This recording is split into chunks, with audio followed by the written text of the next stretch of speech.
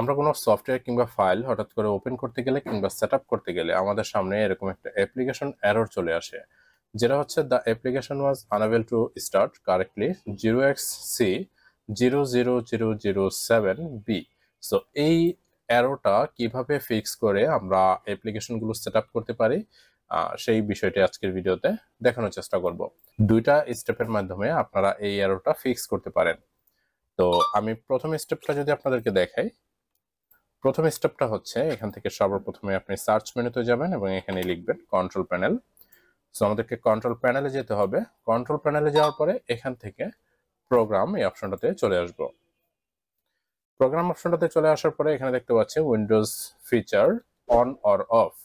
So এই অপশনটাতে চলে আসবো। এই অপশনটাতে আসলে আপনারা এরকম কিন্তু অপশনগুলো এখানে দেখতে পারবেন যে .NET ফার্মওয়্যার 3.5 এটা কিন্তু এখান থেকে আনচেক করা আছে।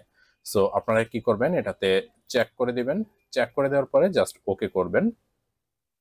ওকে করার পরে কিন্তু এখানে অটোমেটিকলি আপডেট চাবে। আপনি যখন এখান থেকে অটোমেটিকলি আপডেটে ক্লিক করে দিবেন তখন কিন্তু এটা অটোমেটিকলি এখান থেকে একটা স্টার্ট নিবে, মানে অটোমেটিকলি উইন্ডোজ থেকে একটা আপডেট নিবে।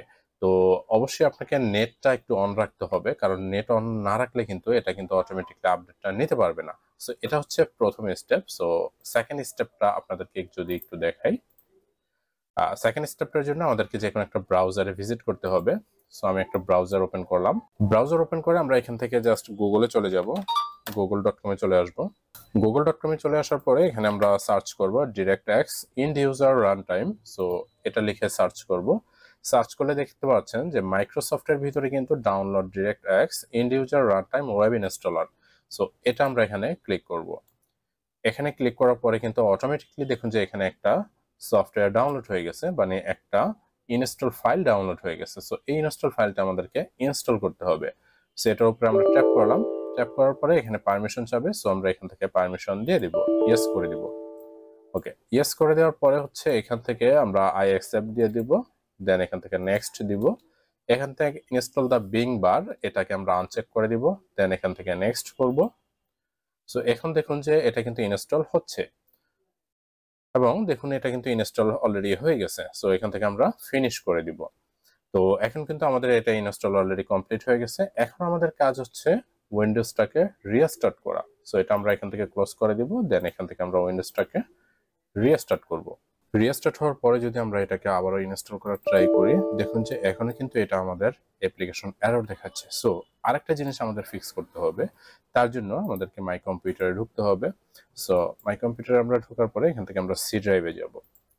ওকে, সি ড্রাইভে গিয়ে আমরা এখান থেকে উইন্ডোজে যাব।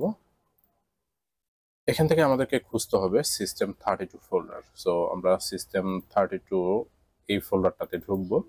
সো এই ফোল্ডারটাতে ঢোকার পরে আমাদেরকে এখান থেকে এক্স বাটনটা প্রেস করতে হবে। সো আমরা এক্স বাটনটা প্রেস করে একদম নিচে চলে আসবো।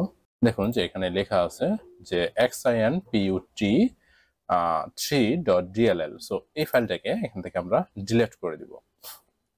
এখান থেকে আমরা এই ফাইলটাকে ডিলিট করব। সো ডিলিট করে দিলাম।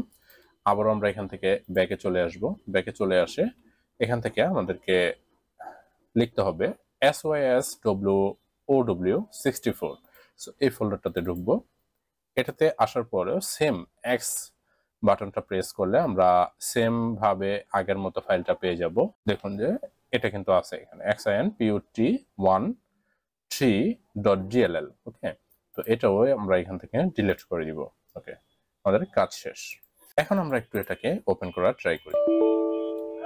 ওকে, যেহেতু এটা একটা সেটআপ ফাইল, সো এই সেটআপ ফাইলটাকে আমরা এখন একটু ডিলিট করে দিচ্ছি। ডিলিট করে সেটআপ ফাইলটা পুনরায় আবার আমরা ডাউনলোড করব। দেন ইনস্টল করার ট্রাই করব। ওকে, ফাইলটা ডাউনলোড হয়ে গেছে। ফাইলটা আমরা হচ্ছে এখান থেকে ওপেন করে দিব। দেন এটাতে আমরা ডাবল ক্লিক করে দিব। দেখুন যে এটা কিন্তু ওপেন হয়ে গেছে। ওকে, জাস্ট আমরা এখান থেকে ইয়েস করে দিব।